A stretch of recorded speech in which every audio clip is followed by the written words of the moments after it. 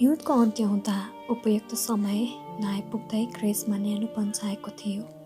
एका बिहानै अझै नजाँदिदो प्रकारले पातल हिउँ परिरहेको थियो, तर तात्क्रममा केही न्यानोपन भएकोले कठोर तालिममा केही सघाउ पुगेको थियो। स्प्रेडोलुक्समा उसलाई गर्न लगाएका कामहरूबारे केही पनि नबोल्नु भन्ने सौम्य प्रमुखले इभानलाई चेतावनी दिएको थियो।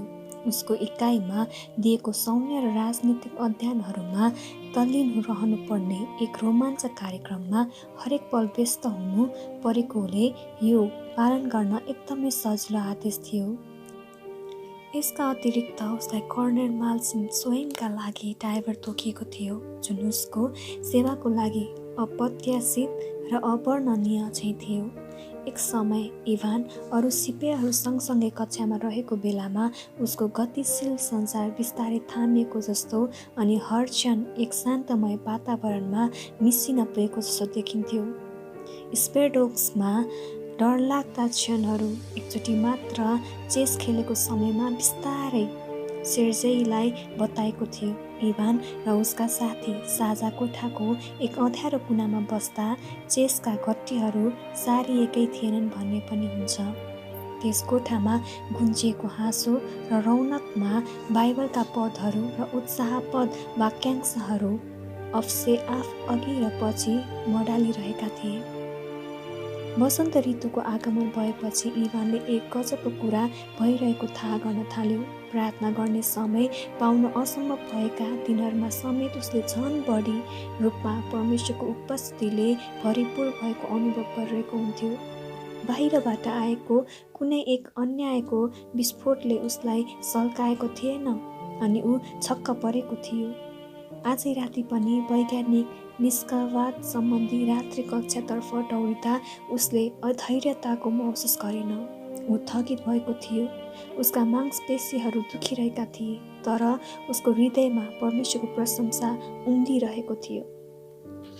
त्यहाँ हतार गरिनुपर्ने कुनै आवश्यकता थिएन। सिपाहीहरू कक्षाको अगाडिपट्टि राखिएको हिटरको ताप वरिपरि झुमिएका थिए अनि रातो भएका विद्युतीय तारहरूको तातोमा ख्यालखट्टा गरिरहेका थिए।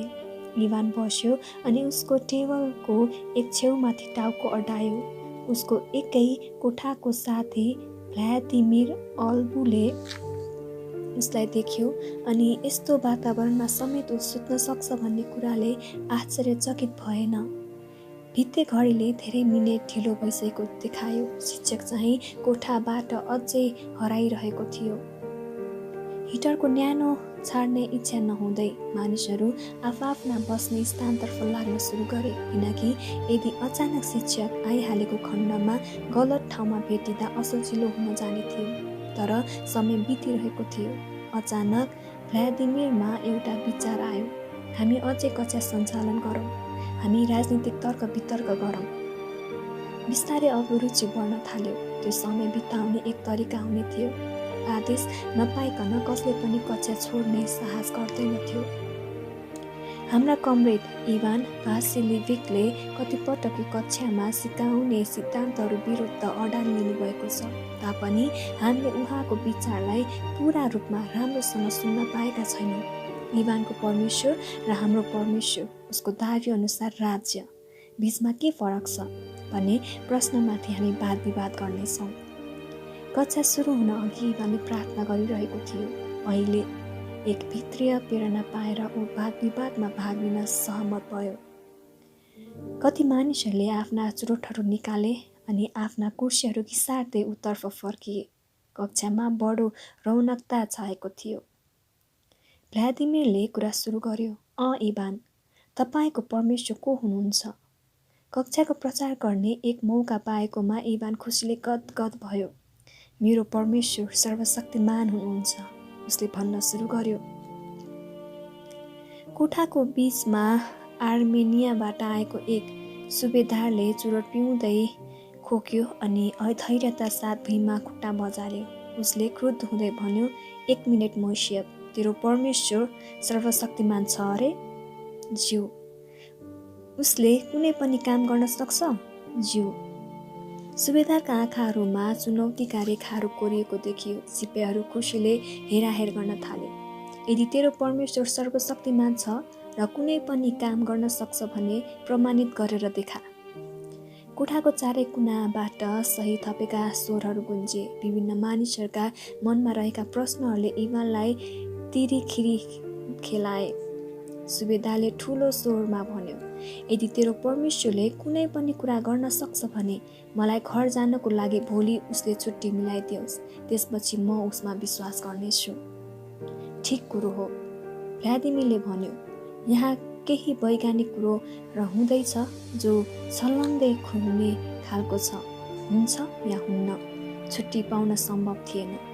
यस्तो छलफलको बेलामा योभन्दा तार्किक र रहस्यात्मक कुरा अरू कुनै हुन सक्दैन थियो। चुनौतीप्रति प्रतिक्रियाहरू छुट्टा छुट्टै आउन लागे। हो इभान भासिलिभिक, मैले तिम्रो कुराहरू सुनेको छु। अहिलेसम्म तिमीले बताएका हरेक कुराहरू कथाहरू झैँ लाग्छ।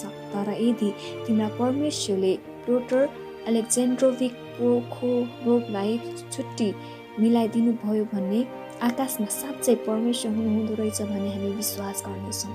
हो, यदि तिम्रो परमेश्वरले यसो गर्छ भने हामी विश्वास गर्नेछौँ कि यो एक जीवित परमेश्वर हो अनि उसले हरेक कुरा गर्न सक्छ।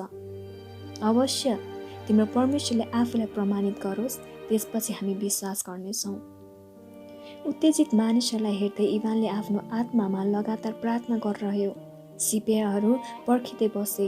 इभानको अनुहारमा बिस्तारै गम्भीरता झल्किएको तिनीहरूले देखे। प्रभु, के यो तपाईँबाट आएको हुन सक्छ? के तपाईँ मानिसहरूद्वारा परिचित हुनुहुनेछ? तिनीहरूले भनेको कुरा के ठिक छ प्रभु? अघि बढ इभान भासिलिभिक, तेरो जीवित परमेश्वरलाई प्रमाणित गर।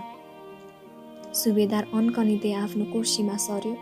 जे होस्, चुनौतीलाई बडो गम्भीरतापूर्वक लिएको थियो। अचानक इभानले पुरानो करारको बालका अगमवक्ताहरू एलिया र बीचमा चुनौतीपूर्ण घटनाको बारे विचार गर्यो। उसको अन्तर्हृदयमा यो वचन आयो, म यो गर्नेछु अनि तिनीहरूलाई बताइदे। इभानले प्रत्युत्तर दिँदै कोठामा भएका प्रत्येक आँखाहरूले उसलाई निहाले। उसको आवाजमा भएको निश्चयताले ती मानिसहरूलाई चकित तुल्यायो। सुबेदारतिर फर्केर उसको जवाफ हरेकले सजिलैसँग सुन्न सक्ने गरी ऊ बोल्यो, प्रभु भन्नुहुन्छ कि तपाईँ भोलि छुट्टी पाएर घर जानुहुनेछ। अब मैले बताएको कुरा तपाईँले गर्नुपर्छ। तपाईँको चुरोट फ्याँक्नुहोस्। सुबेदारले हुन्छ भन्यो। अनि तपाईँको गोजीमा भएको बट्टा पनि निकाल्नुहोस्। बडो अप्ठ्यारो मान्दै प्रोखोरोभले उसको गोजीबाट चुरोटको बट्टा निकाल्यो। ऊ आफ्नो कुर्सीबाट उठेर बिस्तारै हिटरतर्फ गयो अनि तातिएर रातो भएको हिटरमाथि बट्टा फ्याँक्यो। एकैछिनमा आगोको लपका उठ्यो अनि जलाइदियो। पहिलोचोटि इभानले याद गर्यो कि सैनिक कोठाको दुवै ढोकाहरूमा सिपाहीहरूको एक ठुलो भिड जम्मा भएको थियो। कोठाको भित्ता वरिपरि प्रतिविध रूपमा झुम्बिएको भिड। एक अदृश्य हुस्सो चाहिँ मौनता हावामा तैरिएको देखियो। अन्तमा स्वाँ फुवा गर्दै आइपुगेका धेरै अधिक थरका कारण तर्क वितर्कको समय घुम्न पुग्यो। बेलुकीको कक्षा सुरु भयो। इभानले सुबेदारसित फेरि कुराकानी गर्ने मौका पाएको थिएन। सुबेदार आफ्नो ओछ्यानमा त ढल्कियो, तर उसलाई निन्द्रा लागेन अनि नजिकैको झ्यालबाट दाहिने देखिने ताराहरूको चमक निहाल्दै बसिरह्यो। इभानले दिएको जवाफको निश्चयताले उसलाई ल्याराकलुरुक बनाएको थियो। बेलुकीको सारा समयमा उसले कुनै कुरा पनि सोच्न सकिरहेको थिएन। यो मूर्खतापूर्ण कुरा थियो तापनि बारम्बार उसले आफूलाई उत्तेजित अवस्थामा पाउँथ्यो। बिहान केही कुरो हुनेछ भन्ने बारेमा उसले अर्थ विश्वास गरेको थियो। तपाईसित धेरै कुराकानी गर्नेछु कमरेड, इभानको आवाज बिस्तारै सुनियो। प्रोखोरोभले उसको कम्बल कुनसम्म झार्दै एउटा कुना टेकेर टाउको उठायो। त किन सुतेको छैनस् मोइसिया? इभान मुस्कुरायो। किनकि बताउनु पर्ने कुरा धेरै छ। भोलि तपाईँ एक विश्वासी हुने भएकोले मैले तपाईँलाई बताउनु पर्ने कुराहरू धेरै छन्। त पागल भएको छस् मोइसिया? त किन आफ्नो ओछ्यानमा फर्केर जाँदैनस्? तँलाई चिसोले पनि समात्छ। प्योटर प्रोखोरोभले अँध्यारोमा उदास हुँदै इभानतिर आँखा घुमायो। शून्यभन्दा तलको तापक्रम रहेको डिसेम्बरको मौसममा सारा रात उभिएरै मोइसियाले बिताएको कथा उसको मनमा गुन्जियो। इभानले आफ्नो कम्बल साथमा लिएर त्यसमा गुटमुट्याउँदै प्रोखोरोभको खाटको एक कुनामा घोस्रिएको देख्दा उसलाई पूर्ण निश्चयता भयो। यदि तपाईँलाई परमेश्वरले भोलि बिहान छुट्टी मिलाइदिनु भयो भने विश्वास गर्छु भनी भन्नुभएको थियो होइन? भनेको थिएँ। हामीले धेरैले विश्वास गर्छौँ भनेको थियौँ। तर प्योटर अलेक्जेन्ड्रोभिच, तपाईँको लागि परमेश्वरले आश्चर्य काम गर्न लाग्नुभएको छ। बाइबलले के सिकाउँछ भने मैले तपाईँलाई बताउनै पर्छ। असजिलो महसुस भए पनि मोइसियाले भनेका कुराहरूद्वारा प्रोखोरोभको ध्यान आकर्षित भयो। यस्तो पूर्ण ठोकुवाका साथ बोलिएका विचारहरू उसले पहिला कहिल्यै सुनेको थिएन। बाइबलका शिक्षाहरू उसले सङ्ग्रहालयहरूमा देखेका अनौठा वस्तुहरू अथवा ख्रिस्टियनहरूको धर्म पुस्तक बारेमा उसलाई बताएका अपकल्पित कथाहरूभन्दा कता हो कता फरक थिए। आफूभित्र भएको रित्तोपना, जसलाई उसले धेरै पहिला मानवीय अवस्थाको एक भागको रूपमा स्वीकारेको थियो, के यो मोइसियाले बताए चाहिँ परमेश्वरको लागि गरिएको चाहना हुनु सम्भव थियो त? के परमेश्वरको अस्तित्व छ त? तपाईँको सहरमा प्रार्थना गर्छ? सुबेदार मुस्कुरायो। वृद्ध आइमेरको लागि भन्न खोजेको? मलाई छ जस्तो लाग्दैन। वृद्ध आइमेहरू मात्र जाँदैनन्, धेरै लोग्ने मानिसहरू, जवानहरू पनि जान्छन्। तिनीहरूले तपाईँलाई सहायता गर्न सक्नेछन्। तपाईँको लागि तपाईँको सहरमा भएका केही विश्वासहरूका नामहरू सङ्कलन गर्न म सक्छु, तर यसको लागि अलि समय लाग्नेछ र यसका दाजुभाइहरूले थाहा गर्नेछन्। तिमीले जस्तै विश्वास गर्ने मानिसहरू क्रेसमा पनि छन् अनि मेरो आफ्नै सहरमा पनि छन्। इभान अकस्मात मजाले हाँस्यो। अवश्य छन्। अनि प्रभुले के गर्नुभएको छ सो तिमीहरूलाई बताएर तपाईँ तिनीहरूलाई आनन्दित तुल्याउन गइरहनु भएको छ। तिनीहरूले कस्तो प्रशंसा गर्नेछन्, तपाईँलाई तिनीहरूको कस्तो स्वागत गर्नेछन्। प्रोखोरोभले एकदमै अप्ठ्यारो महसुस गर्यो। विश्वासीहरूको भेटघाट सङ्गतिमा कतिजनाहरू हुन्छन् सोसँग बाइबल हुन्छ। कमसेकम पास्टर एकजनासँग चाहिँ बाइबल हुनेछ। सायद पास्टरहरू सबैसँग हुन्छ। कति पटक कसैले तपाईँलाई बाइबल पढ्न लगाउनेछन् अनि कहाँबाट सुरु गर्ने भने तिनीहरूले नै बताउनेछन्। तपाईँलाई दिनका लागि मसँग बाइबल नभएकोमा मलाई दुःख लागेको छ। अहिलेको लागि मैले बताएको कुरा सत्य हो भने तपाईँले विश्वास गर्नुपर्नेछ। बाइबलले जे बताउँछ सो आफूले सके जति म तपाईँलाई बताउन चाहन्छु। हामीले संसार अनि मानिस अनि पाप र मानिसको उद्धारको निम्ति परमेश्वरको योजनाबारे छलफल गर्नै पर्छ। एउटा विषयमाथिको छलफलमा नै रात छलङ्ग हुन लाग्यो। बिहानको बिगुल फुकिनुभन्दा 2 घण्टा अघि इभानले प्रार्थना सक्दै गर्दा प्रोखोरोभ खडा भयो अनि जिउ तन्कायो। मोइसिया, मेरो टाउकोमा थुप्रै विचारहरू तछाड मछाड गरिरहेका छन्। म फेरि निदाउन सक्दिनँ, तर धन्यवाद छ कमरेड, बिहान हुने लागेको छ। बिगुलको आवाज सुनेपछि एक उत्कृष्ट आशाका साथ इभान झस्याङ्ग पुज्यो। ऊ एक उद्वेगको दिन हुनेवाला थियो।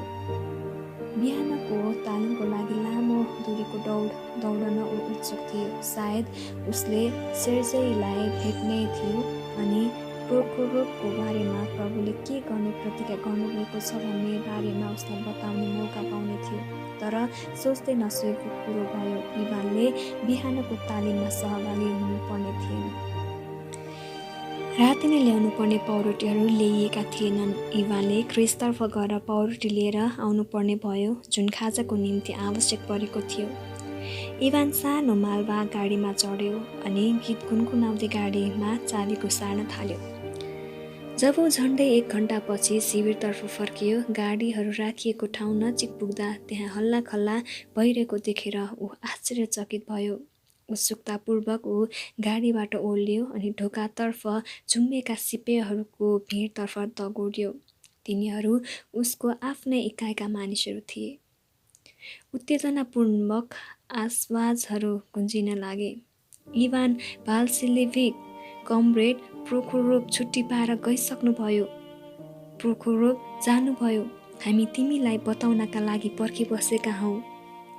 सैनिकहरू इभानको वरिपरि उत्सुकतापूर्वक झुम्बिएका थिए।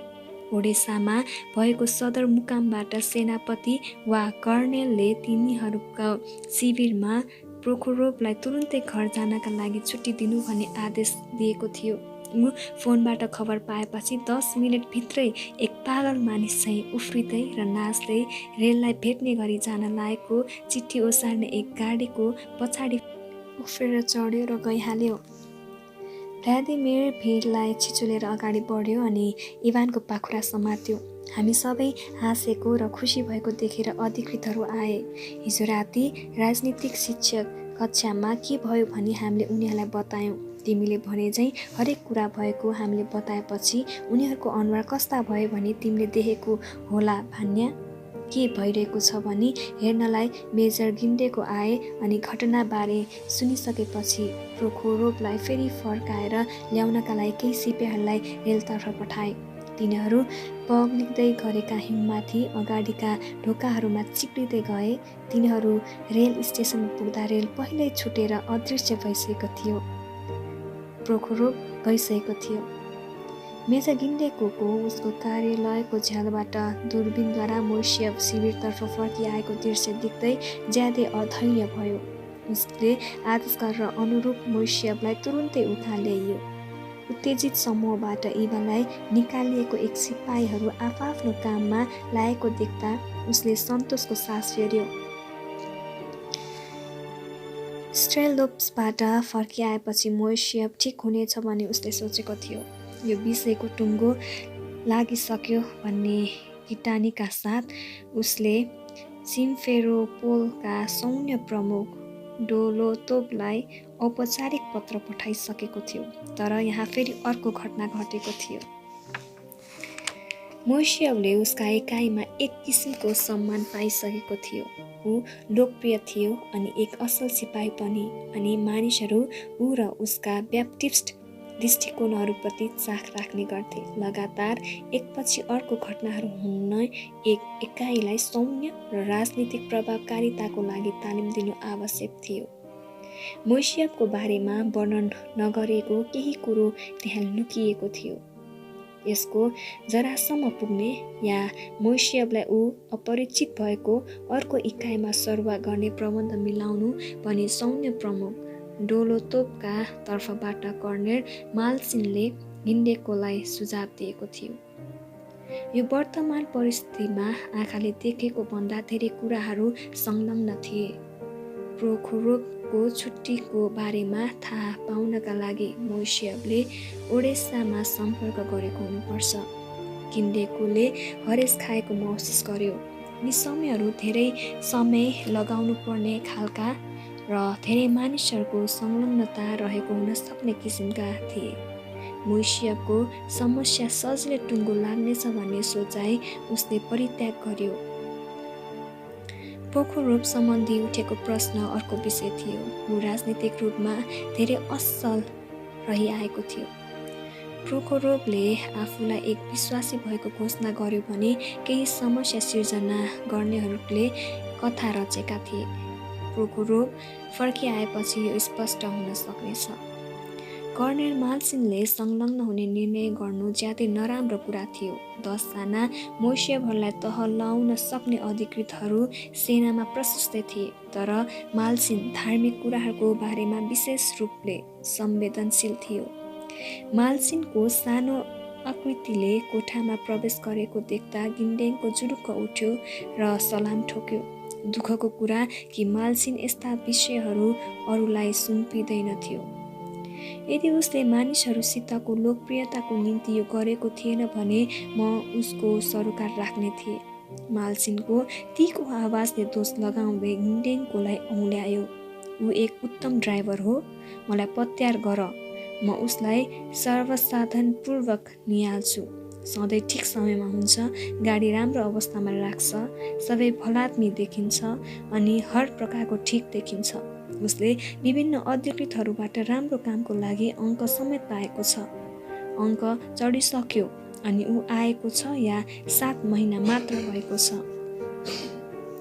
एक जवान मानिसको निम्ति लाल सेनाका अधिकारीहरूसित प्रतिवाद गर्नको लागि लामो समयसम्म गिन्डेङकोले विचार गर्यो।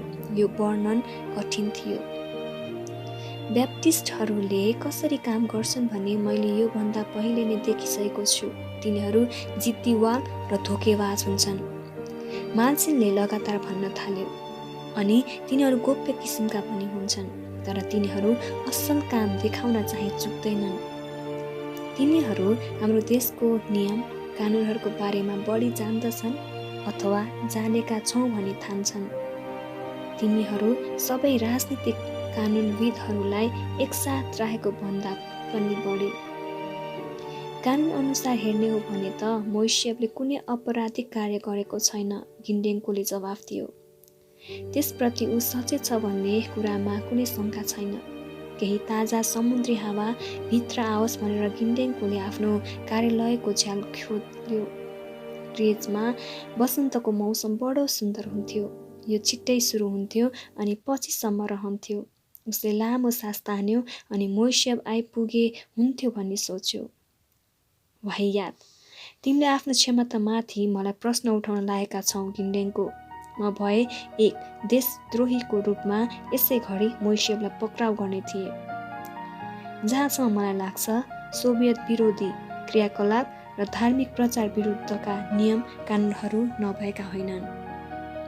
मोइसेफ यी दुई कुराको दोषी छ अनि तिमीलाई पनि राम्रैसँग थाहा छ कि कति नियम कानुनहरूका लागि नहुने अवस्थामा पनि प्रशासनिक रूपले कुनै कारबाही अघि बढाउन सकिन्छ। गिन्डेङकोले कर्णेलसित विवाद गर्न मन पराएन। दुःखको कुरा, मोइसेफलाई चुपचापसँग सजाय गरिरहनुहुन्न। ऊ आक्रोशको केन्द्र बनेको छ। उसका एकाइका मानिसहरूले हाम्रो कारबाहीहरू धर्म विरोधी कार्यको रूपमा गलत रूपले बुझ्नुहुन्न कर्णेल साहेब। अनि जहाँसम्म उसका सोभियत विरोधी कार्यालयका कुरा छ, निश्चय नै त्यो हामीलाई स्पष्ट छँदैछ, तर ती मानिसहरूलाई चाहिँ स्पष्ट नहुन सक्छ। समग्रमा हेर्दा यो एक साधारण समस्या होइन। माल्सिनले चुरोट सल्काउँदै गिन्डेङकोतिर मुख बिगारेर हेर्यो। यो विषयलाई सुरुदेखि नै ठिकसँग हेरिएको थिएन। खाना नदिकन 5 दिनसम्म राखिएको, मुखमा केही घण्टा ठङ्ग्राइएको, यसका लागि स्वर्गदूतहरूको बारेमा भ्रमात्मक कथा रच्ने दिने समयको बर्बादी मात्र थियो। अनि अहिले मोइसेफ र उसका परमेश्वरसित अग्रणी भूमिका जोडिएको अर्को घटना जोडिएको छ। माल्सिनको तनावग्रस्त अनुहार उसले बालेको सलाइको आगोमा केही समय बलेको झैँ देखियो। यदि हामीले तथ्यहरूलाई केलाएर हेर्ने हो भने प्रोखोरोभको छुट्टीको निम्ति वैज्ञानिक कारण दिन सकिन्छ। यस समयमा कुनै रहस्यहरू छैनन्, केवल हेलचेक्राइ मात्र छ। इभालाई कोठामा ल्याउँदा ढोकामा एकछिन ठकठक गरियो। ढोका झट्टै बन्द गरियो। माल्सिङले गहिरोसँग सास फेर्यो। केटो राम्रो आँखाहरू भएको, सल्लक्क परेको, सुन्दर थियो। ऊ राम्रोसँग होसियारीपूर्वक बोल्थ्यो, तर माल्सिङलाई उसले बोलेको तरिका मन पर्दैनथ्यो। मोइसेफ, म सिधै आफ्नो कुरातर्फ अघि बढ्छु। म कर्णेल माल्सिन हुँ, यो पुरै शिविरको सर्वोच्च कमान्डर। सोभियत विरोधी राष्ट्रद्रोही गतिविधि गरेको कारण म तँलाई निलम्बन गर्न सक्छु। सुबेदार प्योटर अलेक्जेन्ड्रोभिच प्रोखोरोभको छुट्टीको लागि आज बिहान मात्रै आइपुगेको आदेशको बारेमा थाहा गर्नको लागि तैँले ओडेसम्म भएका मानिसहरूको सहयोग लिएको हुनुपर्छ। गिन्डेङको आफ्नो कुर्सीमा अर्कोतर्फ फर्क्यो अनि अधैर्यतापूर्वक झ्यालबाट बाहिरतर्फ हेर्यो। उसको भवनको अगाडिपट्टि 4 तल्ला मुनि सिपाहीहरू समय समयमा माथितिर हेर्दै ओहोर दोहोर गरिरहेको उसले देख्यो। मोइसेफलाई केरकार गर्न थाल्यो भन्ने हल्ला पहिल्यै फैलिसकेको थियो। यो स्पष्ट भएको छ कि जीवन सम्बन्धी दृढ वैयक्तिकवादी र समाजवादी दृष्टिकोण नभएका धेरैभन्दा धेरै सैनिकहरूलाई तैँले आफ्नो धार्मिक भ्रमताका साथ खिच्ने सक्दो प्रयास गरेको छस्। उत्पादनशील क्रियाकलापहरू अनि सक्रिय साम्यवादी सृजनात्मक तालिम र श्रमबाट तिनीहरूलाई बर्बाद पार्न तैँले हर प्रकारको प्रयत्न गरेको छस्। तेरो कमान्डरको हैसियतले यस्ता सबै क्रियाकलापहरूबाट अलग रहन र तेरो राष्ट्रद्रोही क्रियाकलापहरू सम्बन्धी पूर्ण स्वीकार गर्न म तँलाई आदेश दिन्छु। मेजर कोठाको पछाडिपट्टि जानको लागि बिस्तारै सर्यो। मोइसेव रत्तिभर डेक चलेन। उसले केही पनि बोलेन। अझ चर्को स्वरले माल्छीले लगातार भन्न लाग्यो, सबभन्दा पहिला प्रोखोरोभको छुट्टीको बारेमा तैँले कसरी थाहा पाइस्? क्रेजमा यस सम्बन्धी अग्रिम सूचना गरिएकै थिएन। मलाई पुरा खुलस्तसँग बता। इभाले विनम्रता साथ भन्यो, कमरेड कर्नेल साहेब, सुबेदार प्रोखोरोभलाई छुट्टी दिनेछ भनी मलाई थाहा थिएन। आफ्नो अस्तित्व प्रकट गर्नको लागि उसलाई म छुट्टी दिनेछु भने परमेश्वरले मलाई बताउनु भयो अनि परमेश्वरले गर्नु पनि भयो। माल्छिन क्रुद्ध भयो। अझ चर्को स्वरले मानौ उसले सुनेकै छैन झैँ गरी उसले प्रश्न दोहोऱ्याइरह्यो। गिन्डिङकोले पिउन पाएको भए ता हुने थियो भन्ने विचार गर्यो। यो कुरा निकै तन्किनेवाला थियो। गिन्डिङकोलाई थाहा भएका कुराहरूमा विस्तृत सोधपुछहरू गर्दै रिस र धम्कीहरू बढ्दै जाँदा बिहान दिउँसोमा परिणत भइसकेको थियो। माल्छिन बडो शक्तिशाली देखिन्थ्यो तापनि मोइसेवले शान्त भएर जवाफ दिन्थ्यो। कतिपटक ऊ जवाफ दिन ज्यादै ढिलो गर्थ्यो अनि ऊ बिरामी पो भएछ कि भनी गिन्डिङकोले विचार गर्थ्यो। खाजा र बेलुकीको खाना समेत नखाँदा पक्कै पनि केटो लखनतरान पर्ने थियो। किरकारको क्रममा अन्त्य होला जस्तो देखिएन। बरु गिन्डेङको आफैले यसलाई राम्रोसँग सम्हाल्न सक्थ्यो। अकस्मात माल्छिनको मृत्युजन्य आवाजले मोइसेवलाई उसको एकाइप्रति दोषी ठहरायो। उसको पछाडि ढोका बन्द गरिँदा माल्छिनले दारा किर्दै बोल्यो। उसको अनुहार सेतो र क्रुद्ध भएको थियो। अनि यसले सोभियतको पाउरोटी खानेछ, उसले भन्यो।